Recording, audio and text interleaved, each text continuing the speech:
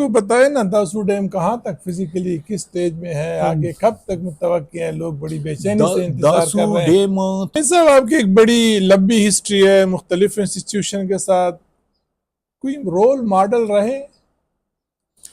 جن سے آپ متاثر ہوئے، انسپائر ہوئے، فارسٹ میں، آئی یو سی این میں، ایس ایل ایم پی میں، کہاں پہ دیکھیں ریگریٹ کرتے ہیں کہ اگر فارسٹ نہ چھوڑتے تو چیف کنزرویٹر ریٹائر ہوتے ہیں؟ دیکھیں بات یہ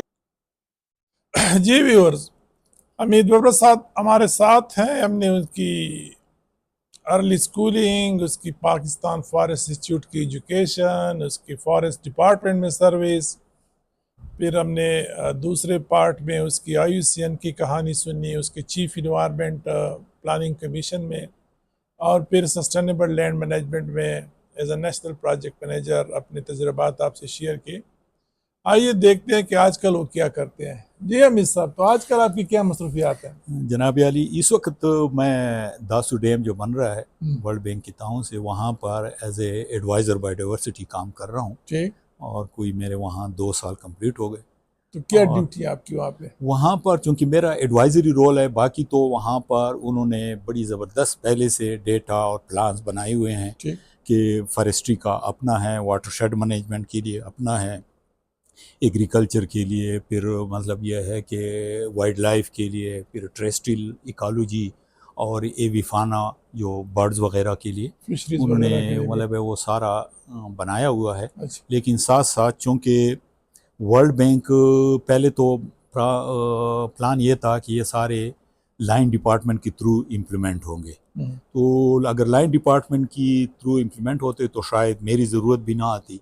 کیونکہ پھر فارسٹ ڈپارٹمنٹ یا wildlife department they are already experts اور they know how to implement these activities. لیکن ورلڈ بینک کی فائنانشل رولز کے مطابق وہ ایک جو جس کو پیسے دیتے ہیں وہ پیسے وہ جو امپلیمنٹر ہے وہ آگے پارک نہیں کر سکتا کسی اور کے پاس، تو یہ forest department, wildlife department نے ان کو نہیں دے سکتے تھے، تو انہوں نے کہا کہ پھر ڈائریکٹ بندے رکھ لو اور ان کے تھرو امپلیمنٹ کریں۔ تو میرا چونکہ ایڈوائزری رول ہے، لیکن یہ ہے کہ یہاں پر جب ہم پلانٹیشن کرتے ہیں یا فروٹ پلانٹ تقسیم کرتے ہیں یا وائلڈ لائف کی کوئی مطلب ایکٹیویٹی کر رہے ہوتے ہیں، وہ پھر وابڈا ایڈورٹیزمنٹ دیتا ہے، بولی ہوتی ہے، ٹھیکیدار آتا ہے، اور وہ پھر اپنے لیبر یا باقی بندے لے آتے ہیں اور اس کے تھرو وہ ایکٹیویٹی ویورز کو بتائے نا داسو ڈیم کہاں تک فزیکلی کس سٹیج میں ہے، آگے کب تک متوقع ہیں، لوگ بڑی بے چینی سے انتظار کر داسو رہے ہیں۔ ڈیم تو اوریجنلی ویسے یہ ہے کہ یہ فرسٹ ٹائم پاکستان کا فرسٹ ڈیم ہے جو رن آف دی ریور پر ہے، باقی جتنے بھی تھے اس میں پانی سٹور ہوتا تھا، اس میں پانی سٹور نہیں ہوگا بلکہ جتنا ان پٹ ہوگا اتنا ہی ڈیم سے پانی نکلے گا۔ اور بات یہ ہے، اور دوسری طرف سے اس کی جو پاور جنریشن ہے یہ تربیلا سے بھی زیادہ ہے، کوئی 4300 میگا واٹ اس کی ایکسپیکٹڈ آؤٹ پٹ ہوگی، تو کافی بڑی پیداوار ہوگی۔ آپ تو وہاں پہ ہائی وٹنس ہے، کب تک تو اوریجنلی تو اس نے کوئی 2026-27 تک مکمل ہونا تھا، لیکن مختلف ریزنز کی وجہ سے، کچھ لا اینڈ آرڈر کی وجہ سے اس نے 1-2 بار تو آپ کو پتہ ہے وہاں پر بم بلاسٹ بھی ہوئے، کچھ اور انسیڈنٹ ہوئے، تو اس کی وجہ سے اب یہ ہے کہ ایکسپیکٹڈ ہے کہ 2028 تک یہ کمپلیٹ ہو جائے۔ اللہ کرے۔ امید صاحب، آپ کی ایک بڑی لمبی ہسٹری ہے مختلف انسٹیٹیوشن کے ساتھ، کوئی رول ماڈل رہے جن سے آپ متاثر ہوئے، انسپائر ہوئے، فارسٹ میں، آئی یو سی این میں، ایس ایل ایم پی میں، کہاں پہ؟ دیکھیں بات یہ ہے کہ انسان تو ویسے بھی لرننگ اگر پروسیس ہے وہ تو ایک کنٹینیوس پروسیس ہے، میرے خیال میں یہ نہیں ہے کہ بندہ صرف اسٹوڈنٹ لیول پہ سیکھتا ہے، وہ تو میرے خیال میں وہ کہتے ہیں نا لحد سے مہد سے لحد تک بندہ سیکھتا ہے۔ اسی طرح بات یہ ہے کہ ہر ادارے میں بہت زیادہ بڑے اچھے لوگ ملے، انہوں نے بڑی اچھی ایڈوائس کیا،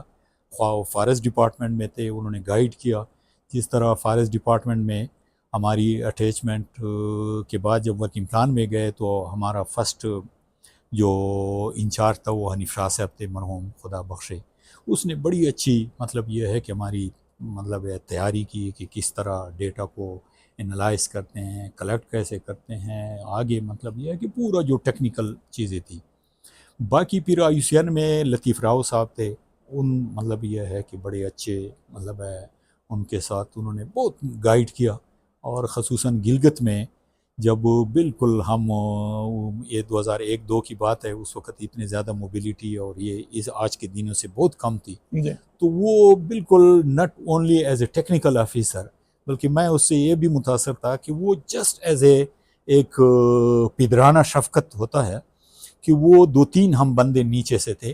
تو وہ انہوں نے دن مقرر کیے تھے. ایک دن ہمارے گھر آ جاتا تھا, میرے بچوں کے ساتھ اپنی بیوی کے ساتھ آ جاتا تھا, بیٹھ جاتا تھا, پھر تیسرے دن دوسرے گھر, پھر تیسرے گھر. تو مطلب یہ ہے نا کہ وہ ایک فیملی ٹائپ وہ ہمیں ڈیل کرتے تھے ایک بچوں جیسے. تو ایک میں کہہ رہا ہوں کہ یہ بہت بڑا مطلب ہے اس کا جسچر تھا, حالانکہ کافی سینئر بندہ تھا. اور بات یہ ہے کہ ایک تو ڈاکٹر بننے کی آرزو تھی جو کہ نہیں ہوئی, آپ کے والد صاحب کی خواہش تھی. کیریئر میں کوئی ایسی ہے فیلیور کہ آپ سمجھتے ہیں کہ یہاں پہ تھوڑا سا مجھ سے جو ہے نا کوئی یہ ہو گیا ایسی بات یہ ہے کہ دیکھیں نہیں ڈیفینیٹلی خواہشات ہوتے ہیں. اور بات یہ ہے کہ ایک تو مطلب ہے آپ نے مطلب ہے ینگ ایج میں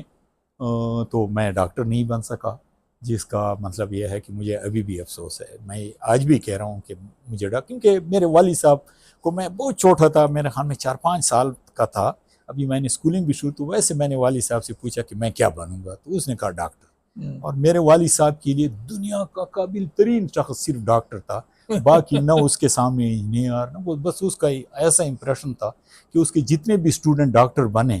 بس یہ ان کی ہمیشہ نام تعریف, یہ امیر اللہ, یہ میں نے ایسا یہ ان کے شاگرد تھے, پھر اسی طرح بشیر اللہ, اور اس وجہ سے ہمارے چھوٹے بھائی کا نام بھی اس نے بشیر اللہ ہی رکھا. تو مطلب یہ ہے کہ وہ نہیں کبھی ریگریٹ کرتے ہیں کہ اگر فارسٹ نہ چھوڑتے تو چیف کنزرویٹر ریٹائر ہوتے ہیں. دیکھیں بات یہ ہے کہ میں یہ کہہ رہا ہوں کہ ڈیفینیٹلی بعض اوقات آج کی بات اگر کر لیں تو ڈیفینیٹلی اگر میرے کولیگز آج چیف ہیں اور جو چیف بنے ہیں ان سے جو فارسٹ کالج میں رول بنتا ہے سینیارٹی کا, تو میں ان سے سینئر تھا کیونکہ وہاں پر چیف ہوتے تو میں بھی چیف ہوتا. لیکن بات یہ ہے کہ دیکھیں جو ڈیسیژن ایک دفعہ لیا تو کہتے ہیں کہ بس اس پہ اسٹک کر لو, مطلب وہی آپ کے لیے ریگریٹ نہیں کیا. ریگریٹ اس وجہ سے کہ اب کچھ ہو بھی نہیں سکتا. تو بات یہ ہے کہ کیوں کہ البتہ خواہش یہ تھی کہ میں پی ایچ ڈی کروں. اچھا. اور بات یہ ہے کہ اس کے لیے میں نے مطلب یہ ہے کہ فارن سے تو ایم ایس کیا, پھر دوبارہ میں نے یہاں قائد اعظم یونیورسٹی میں داخلہ لیا انوائرمنٹل اکنامکس میں ایم فل میں. اور مطلب ہے میں نے میرا پروگرام یہ تھا کہ میں کیا میسج دیں گے ہمارے ینگسٹر کو, ہمارے بھی صدر رچ ایکسپیرینس بایو ڈائیورسٹی میں, فارسٹ میں, پلاننگ کمیشن میں, کیا میسج ہوگا؟ میں جو ابھی ینگ جنریشن کو دیکھ لیتا ہوں اور ابھی بھی میں یہ کہہ رہا ہوں کہ دیکھیں بعض اوقات آپ کے پاس خود آپ کے کمرے میں آفس میں یا ارد گرد خزانہ پڑا ہوا ہے, لیکن یہ ہے کہ ہم انہیں ایکسپلور نہیں کرتے. تو لہٰذا بات یہ ہے کہ جس طرح میں تھوڑا بات لمبی ہو جائے گی, خورشید سواتی صاحب نے آپ کے ساتھ وہ پروگرام میں سن رہا تھا کہ اس نے کہا کہ میں نے جو وہ انوائرمنٹل انیشیٹو کی کتاب لکھی صرف ایک کانفرنس اٹینڈ کیا اور وہ ہمارے پاس ایک فائل بنا ہوا تھا اور انہی سے میں نے سارے ایم ای ایز نکالے اور ان کی مطلب امپلیکیشن. تو اسی طرح بات یہ ہے کہ دفتروں میں جو آج کل دیکھتا ہوں کہ ینگ آفیسر اپنے فائل تک بھی نہیں دیکھتے, ورنہ وہ پرانے فائلوں میں جائیں, مطلب ہے ڈاکٹر بشیر نے بڑے اچھے ریمارکس لکھے ہوں گے, کوئی رپورٹ لکھی ہوگی, کوئی ڈیٹا کلیکٹ کیا ہوگا, تو مطلب تھوڑا اس کو بھی دیکھ کر اور رول ریگولیشن کو دیکھ کر مطلب یہ ہے کہ آپ چیز پروڈیوس کر سکتے ہیں. وجہ یہ ہے کہ ورنہ بات یہ ہے کہ آپ فوراً جان چھڑانے کی اگر بات کرتے ہیں, آج کل ہم نے بالکل انالیسس چھوڑ دیا. اور ایز اے من حیث القوم آئی ایم سوری ٹو سے کہ بعض اوقات ہم بس سوشل میڈیا کے بہت زیادہ فوراً کسی کی تصویر سامنے آئی اور میں نے کمنٹ کر دیا, یا کسی کی کوئی بات, یار بات یہ ہے کہ پہلے اس کو دیکھ لیں کہ وہ کیا کہہ رہا ہے, پہلے سن لیں اور اس کے بعد وہ کر لیتے ہیں. لیکن یہ ہے کہ موجودہ ہماری جنریشن کے لیے میرا ابھی بھی یہ مطلب یہ کہ وہ کیا کہتے ہیں میسج ہے کہ بھائی آپ اپنے فائل, اپنا کام, اپنا فیلڈ میں اگر آپ کام کر رہے ہیں تو جس طرح فارسٹری کے بارے میں سمپل مشہور ہے کہ forestry is nothing but open eyes observation.